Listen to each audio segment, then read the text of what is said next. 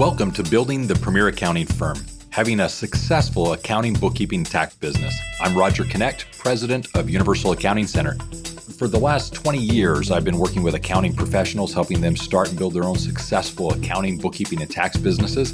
And over this time, I've had the wonderful opportunity of making some great friends and, more importantly, help people succeed as a successful accounting professional to really get paid what they're worth. Now, as Universal Accounting Center, we've been working now since 1979, assisting individuals to get the training, certifications, coaching, and support that they need to build their own successful accounting business.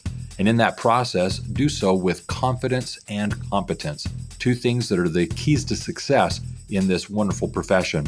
Now, with this in mind, I'd like to actually just mention that Universal Accounting Center is committed to helping people offer quality accounting services with confidence and competence, and it's for that purpose that we're going to be meeting today. I do encourage you to listen to our other episodes and at the same time suggest that you subscribe to our podcast to get the most out of this experience and see what's going on as we share stories of others, what it is they've achieved as they've grown and built their accounting firms, but also at the same time receive tips and tricks as to what you can be doing in your business to work on your own company. Now, with that in mind, today we're going to be discussing the principles of M.A.P, specifically marketing. In a previous episode, we took the time to actually discuss the concept of M.A.P, and today we're going to be diving into the element of marketing, the first principle of the M.A.P process. So with that in mind, I encourage you to sit back, relax, and most importantly, take out a pen and paper for some note-taking. So as we begin, let me just first of all mention that the sponsor of today's episode is Universal Accounting Center. We'll be speaking of a book called In the Black. If you haven't had the opportunity to read In the Black, it'll be something that I would suggest you get a copy of now. And here in the course of this episode, I'll be offering some specific things for you to take advantage of.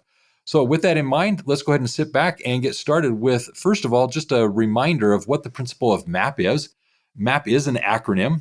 Marketing happens to be the letter M in this acronym. So we're going to be diving in there quite deep as to how marketing applies to your business.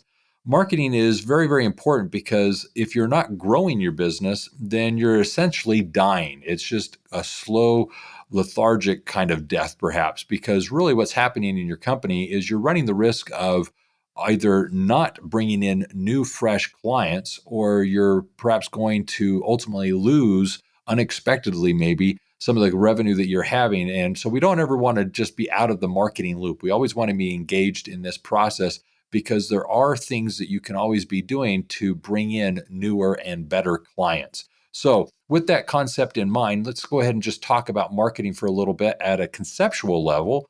The best thing that I can do is just kind of share my own story. And it's essentially this: when things get hard, when things get difficult, when you start to realize that you're not as busy as you'd like to be, it always comes back to, where can I find more clients? What can I do to bring in more clients? And so I think it's very important to just kind of remember this very specific acronym of nothing happens until you make a sale.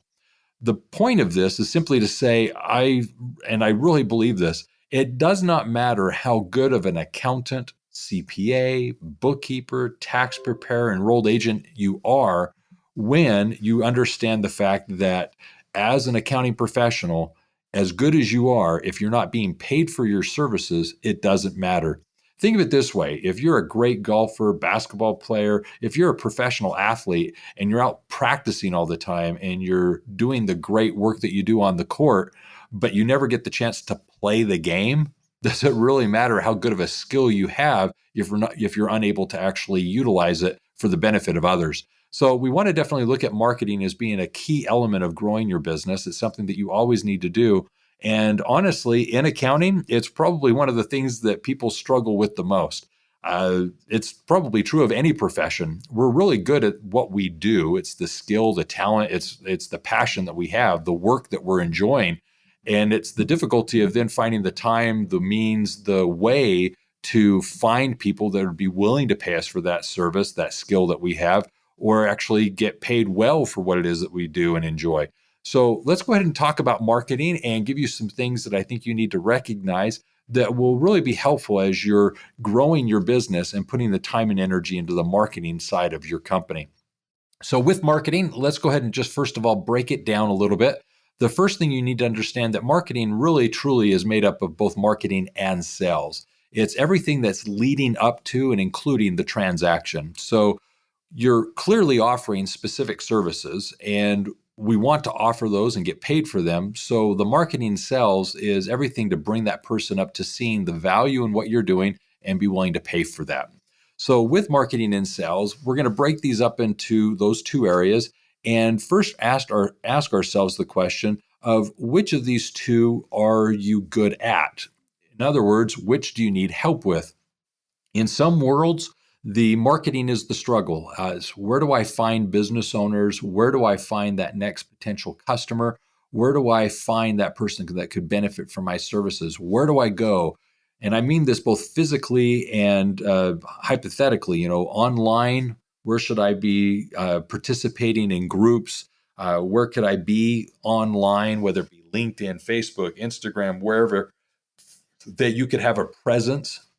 But it's also physically. This is a personal business. And so you've got to recognize that you've got to be out there in the workforce and meeting potential business owners that could use your services. So where do you find these business owners? How do you get referred to them? How do you go to events and meet them? And so that's very important. But then the question becomes, how do you then, once you know who they are, sell them? How do you get them to the point of now doing an engagement with you? So let's break this down and with marketing and sales, kind of understand which is which. Marketing is defined as anything that you're doing to generate a lead or get a contact of someone that could benefit from your services. So that's the effort in marketing, is where do you find a new name, a new phone number, a new email of a business owner that could benefit from the services that you're providing. That is your marketing effort. The moment that you have their contact information, that they're identified, that they've either been referred to you or you've met them, once you've been introduced, the marketing is over. It's now sales. And for some people, that distinction is kind of an epiphany. It's like, oh my heavens, I like that clarity. And I think this is going to be important, and it's going to come back later on to be very important. So once they're in the sales part, it's then what are you doing to take them from now you know who they are to doing an engagement with you? And this is a sales funnel or a sales process. It's perhaps nurturing campaigns. It's an educational process for them to become aware of what the services are, how they could benefit from those services.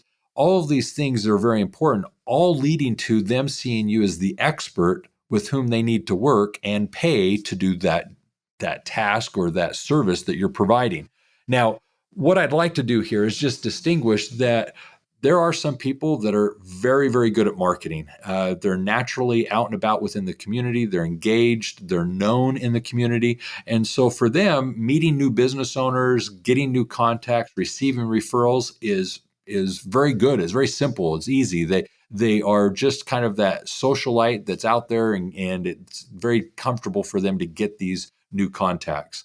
Where they may struggle is in the sales. I now know all these business owners, but I struggle to get them to see or appreciate what I do, especially to the point of willing to pay for it and have me do their accounting. Others, it's the opposite. Once they meet somebody, once they get introduced to someone, they're comfortable to explain the services, to educate them as to what it is that they can do for them as a client.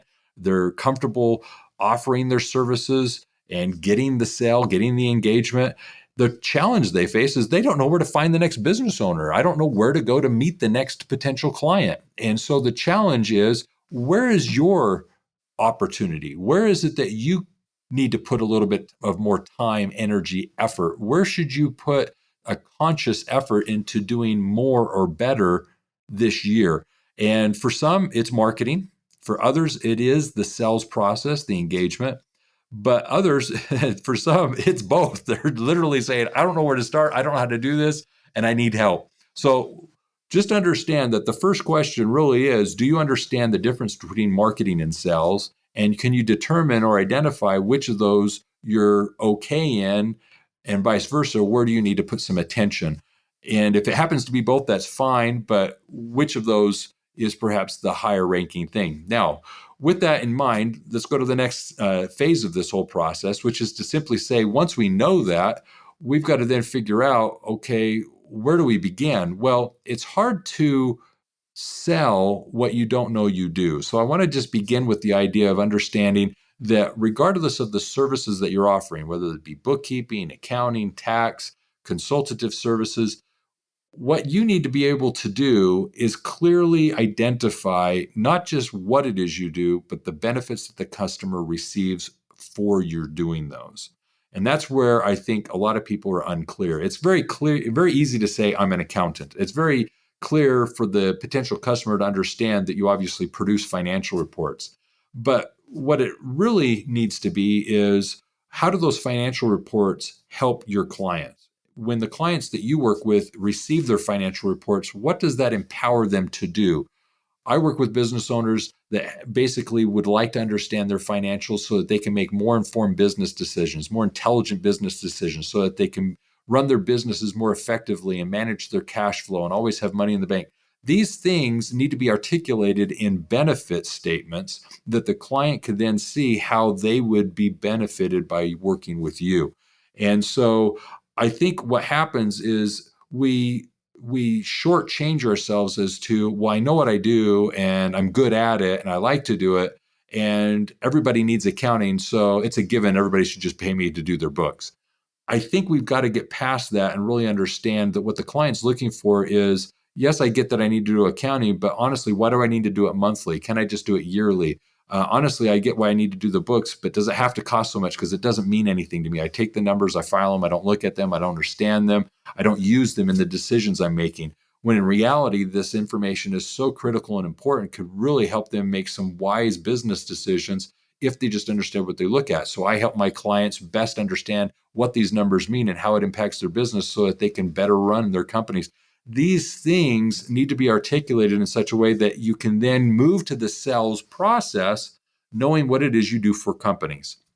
So that's very important as to the sales process, to know, how do you stand out and differentiate yourself from your competition? How are you unique in the accounting services you provide? How, in fact, are you the premier accounting firm?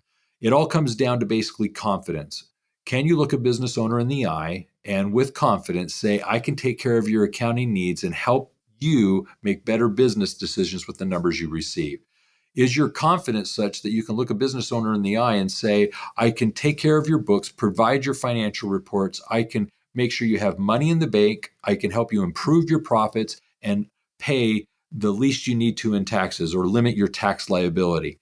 Those priorities are what ring to them. And in the sales process, if they're hearing these things from you, they're seeing you then as the expert with quality services that you're providing. Well, the reason why I'm having this big discussion about what it is you do is because that's a key element in the sales process. And until you have that clearly identified, what good is the marketing? When you meet somebody, what are you going to tell them? So we've got to get this figured out before we worry about the marketing. It doesn't do any good to go meet business owners if you have nothing to tell them, no story to tell, if you have nothing that really is going to stand out as to what it is you do and how they benefit. So before we worry about the marketing, let's get our sales story down. What is the offering that we're trying to bring to them? Our unique selling proposition is what a salesperson would refer to it as. Now, in the sales world, one of the things that I also want to bring in here is pricing. So we're going to talk about pricing in just a little bit because it does apply to the principle of selling. But I just want you to understand that if selling is where you're lacking, you get a business owner, you've made the contact, but it's hard for you to move them to an engagement to the point of them selling. Just understand that once you're confident in what it is you offer, you're going to be more able to move people through this sales experience. Okay. Now, I'm going to come back to selling. We're going to talk a little bit about pricing in a moment, but I want to move over to marketing. With this sell offer clear in our minds, we need to get out there and market our services. We need to find what it is that we can be doing to take our message to the masses.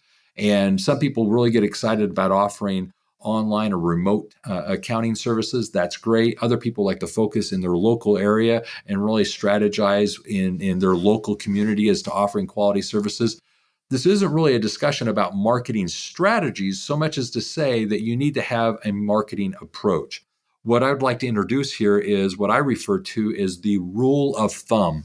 There are multiple marketing strategies that you can implement in accounting. There's a variety of things that we could discuss that are literally inexpensive and also effective getting accounting clients, both marketing them and then selling them. But I want to just first of all clarify that you don't need 12 or 20 marketing strategies. Understanding the rule of thumb is to say that you need to have 4 effective marketing strategies, things that you specifically do that you can do more of when you need more clients. You can turn down or scale back if you're busy enough and don't need a new client, let's say this next month, but you don't ever turn them off, you just turn them down. And then the thumb is meant to imply that you're always testing something new. The testing something new is the business world is always changing. There's always something new out there that we as business owners need to be doing, especially from a marketing perspective. And for that reason, we always need to be open to new ideas. And it's very likely that of the 4 marketing strategies you're doing, where you're spending your time, perhaps spending your monies, it's possible that this 5th one you're testing could literally be more effective than one of those 4, and it'll replace one of the 4. And for that reason, you want to always be testing to see what else is going on. And therefore, with the 5th, you run that for a few months, maybe 3-4 months, see if it's effective. You got to give it some time. If it's obviously a failure, there's no reason to continue doing it, but obviously give it some time to see if it's worth using as a primary marketing source. And in doing so, replace one of the 4 strategies that you're currently using. Now, there are common things that people are doing. People are, if you talk to an accounting firm and how does they're marketing their services, they're probably involved in some local activities, local groups, doing some networking, definitely referrals. What are you doing from a referral standpoint? It's obviously having a social presence. There's probably something they're doing socially to be engaged. When it comes to networking, oftentimes I find that it's effective to simply say, not just networking, but what particular groups or things are you attending? Some people will specifically say maybe BNI, or they'll say chambers. Well, then those are 2 things. You get clients from BNI, you get things from chamber events that you attend. All of these things need to then be which of them are your 4 top key things, and then again, test the 5th. I really encourage you from a marketing standpoint to be open to always be testing, trying something new, looking at what other opportunities are out there, because as you're growing your business, you want to have these things always in play. You want to still remain engaged. Never get to the point where you're apathetic. I've got the clients I want. I've got everyone I need. I'm not going to market anymore. That's like a kiss of death. It feels good month 1, month 2, because you're busy. It will kill you month 6, month 8, month 9, when one client does something, changes something for whatever reason, and you're needing a client, and you've got to reprime these pumps for marketing. You've got to re-engage, and it's going to take you not just weeks, but months to get these back up and humming again. So from a marketing standpoint, obviously you need to understand what your sales offering is, because as you meet these people, you're going to be introducing what you're doing. That's your proverbial 30 or 60-second commercial. It's your offer statement. It's your unique selling proposition, how you stand out from everyone. And so that's what we need to focus on. So here's what I'd like to do. I'm going to introduce to you now a term, a title, if you will, that you may have heard me say before, but I'm going to say it now with some context. And it's the principle of becoming an accountrepreneur.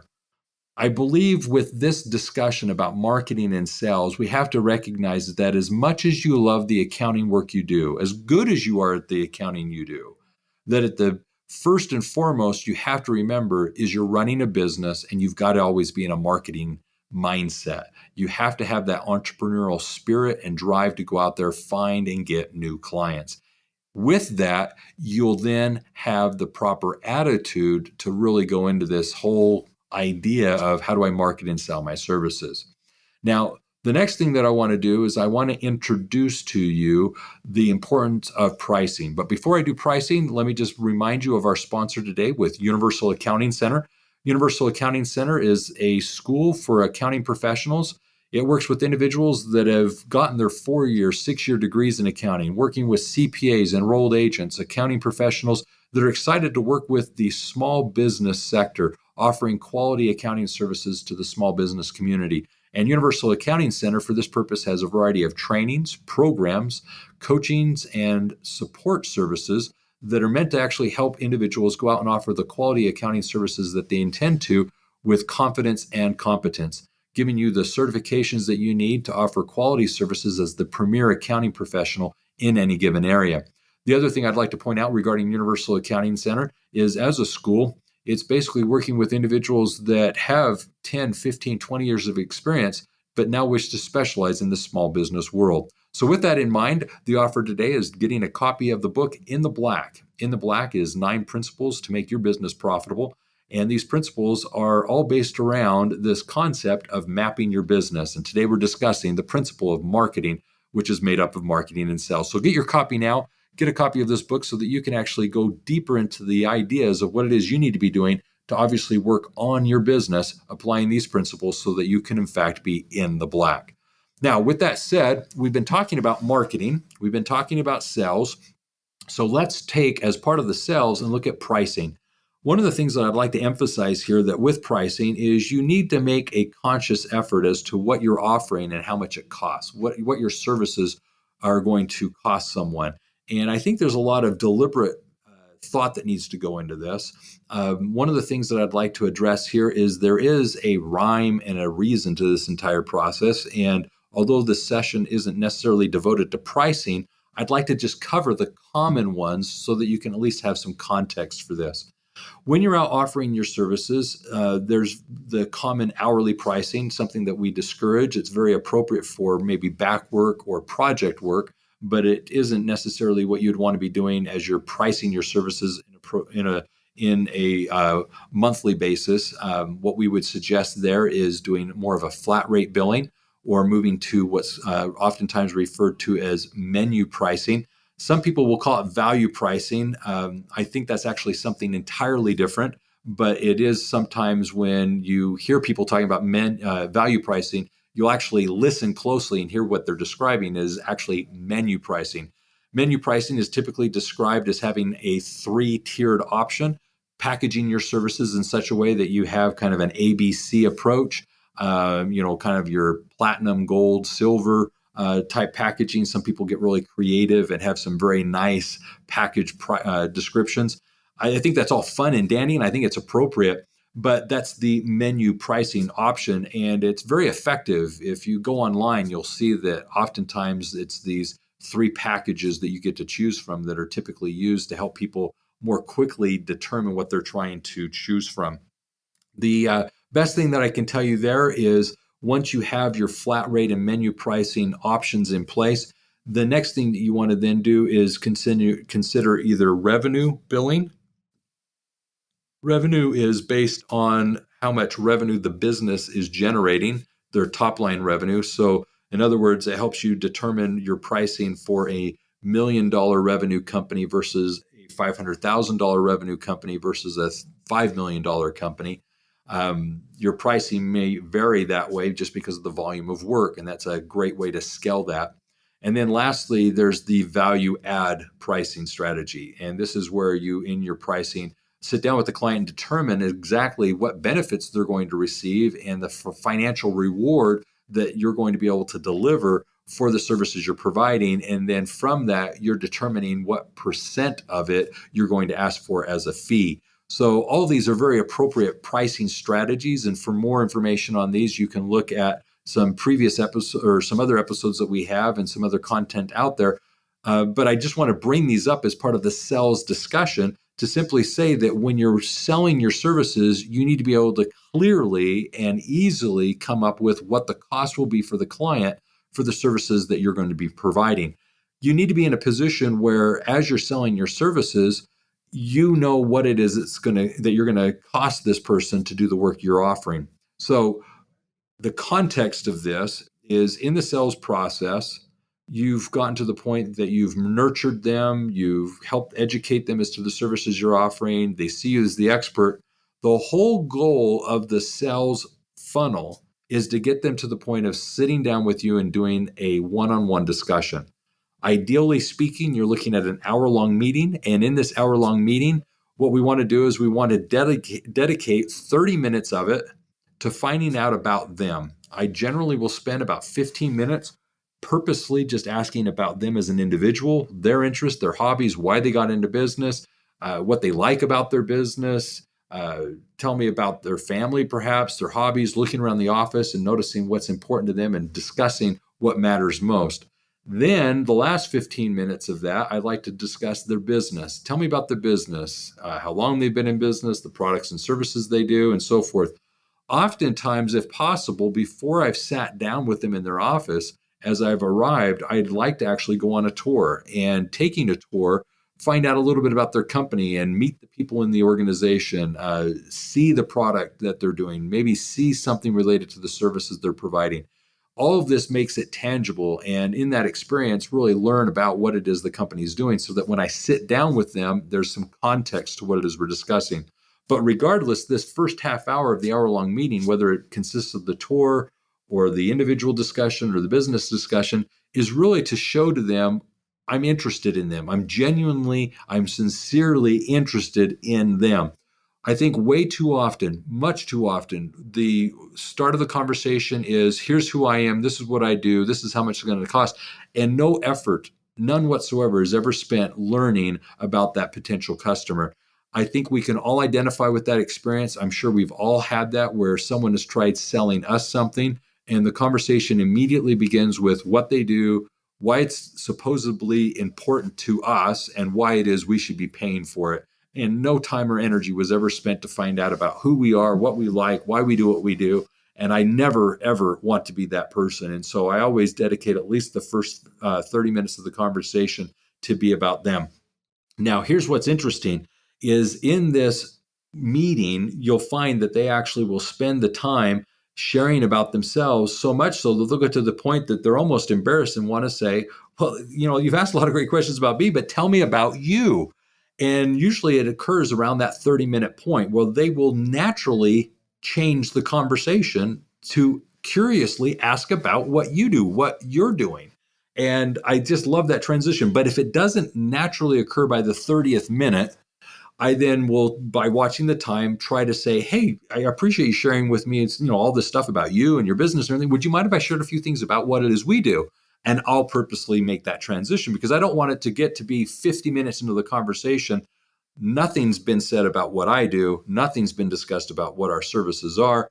I've now wasted that hour-long meeting and I have 10 minutes to wrap it up, and I'm not going to get a sell this way. So consciously, I want to be at that 30-minute mark, either looking for them to make the transition and inquisitively ask about what we do, or I'm going to say, I loved everything you shared. That was great. Thanks for the hat. You gave me some swag of your company. I always like leaving with something. That's a whole nother discussion. But nonetheless, would you mind if I shared a few things about what we do? And then all of a sudden the conversation switches and they'll start asking questions about how I got into business and what it is I do and what I enjoy about our business and what I've done for some other clients.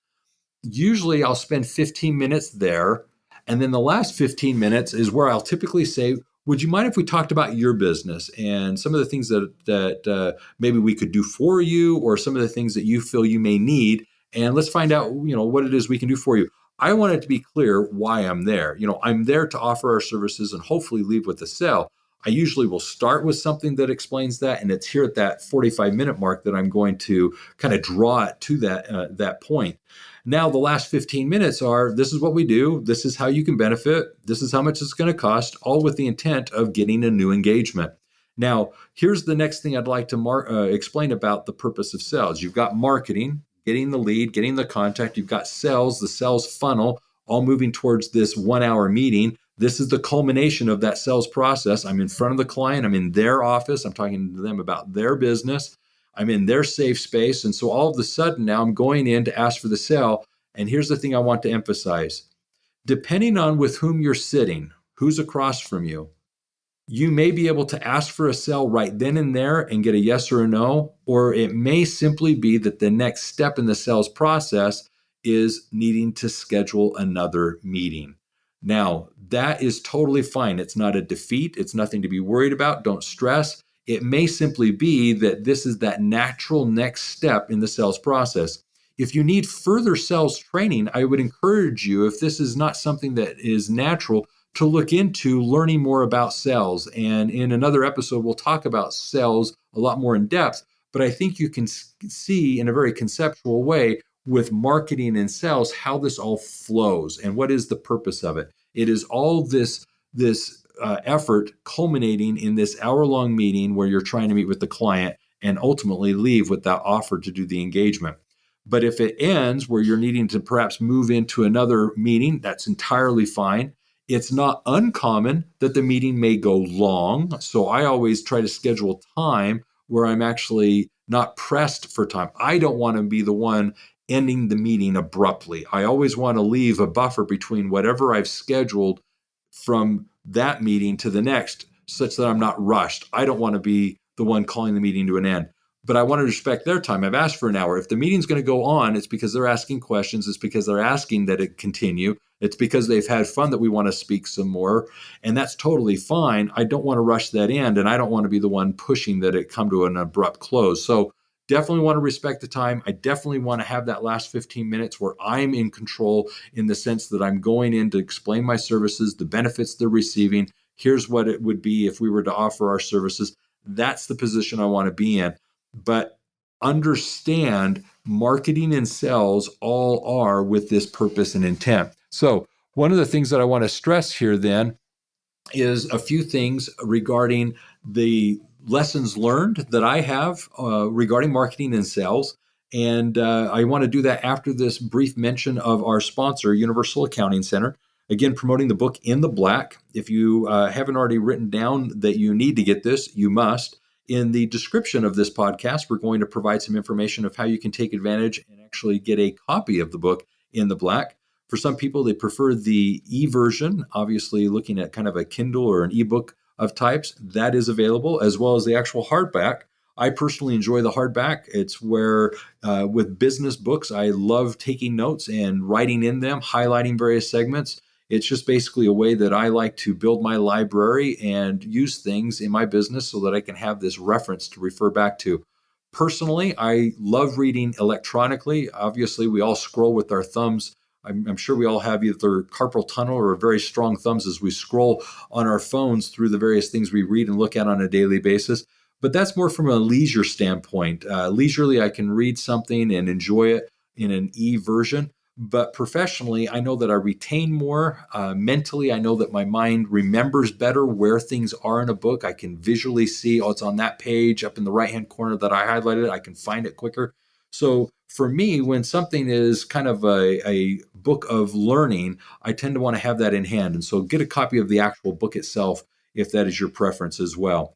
Now, with all that being said, let me kind of recap what it is that we're looking at here regarding marketing and sales. It's recognizing that in a business, when you're needing to grow your company, that marketing and sales is the primary thing that you need to be doing to find new clients.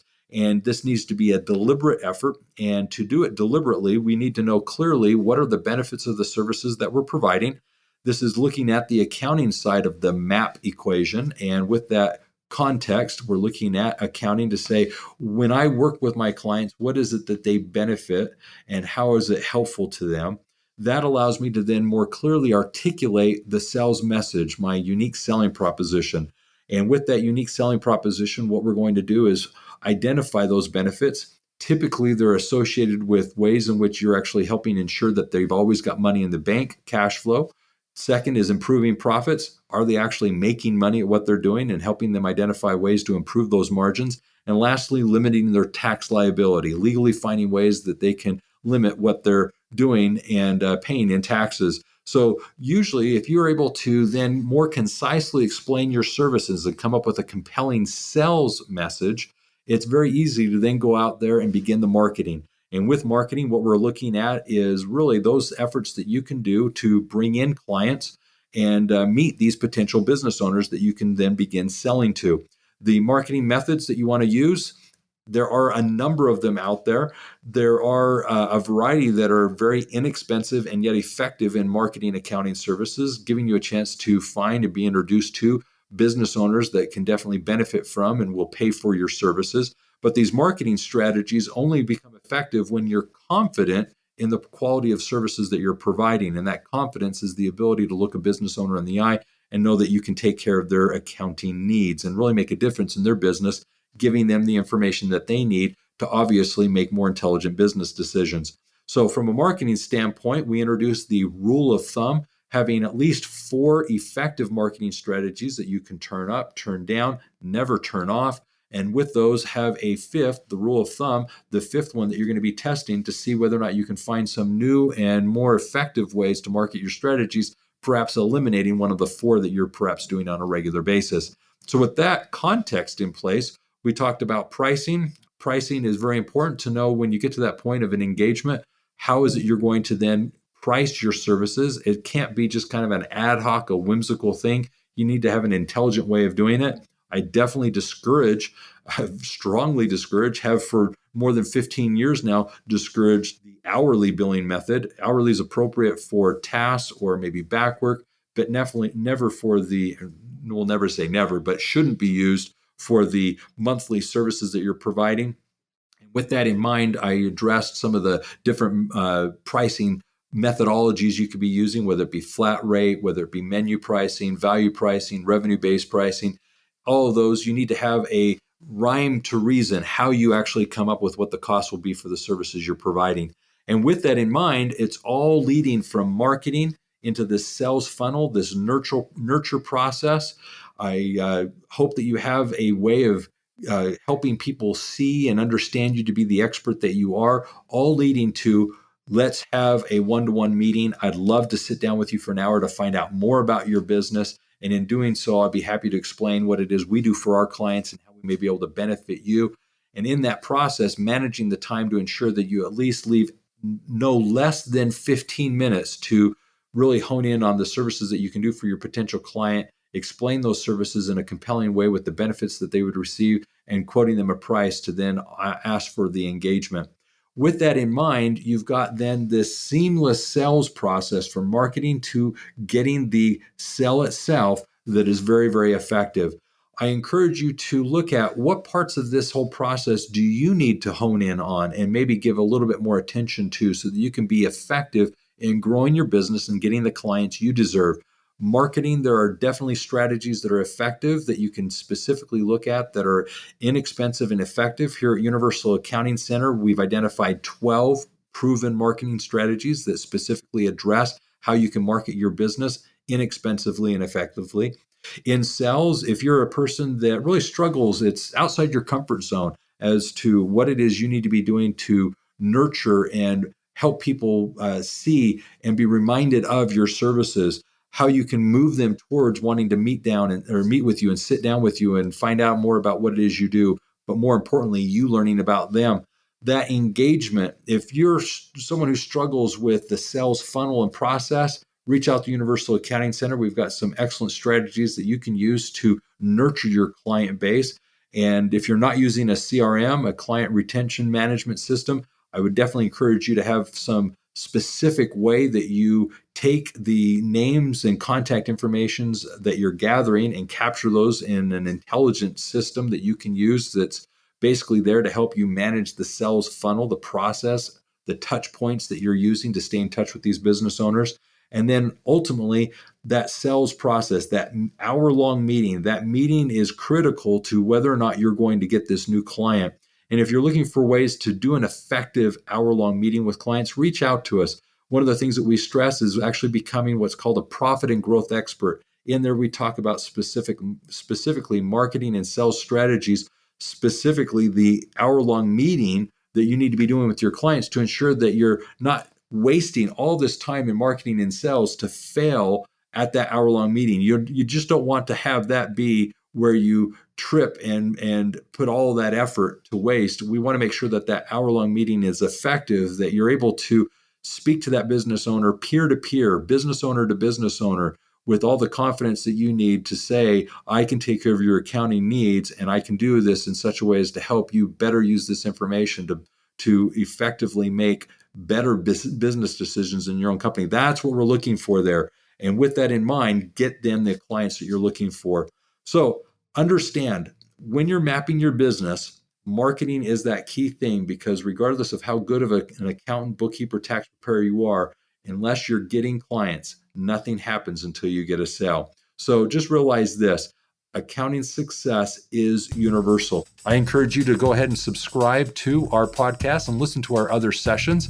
Take advantage of this information and see what it is you can do to work on your business. And reach out to Universal Accounting Center. Understand this, Universal has said for years that we're here to help you so that you can be in business for yourself, but not by yourself, receiving the training, certifications, coaching, and support that you need to be in business and successfully get paid what you're worth. Why?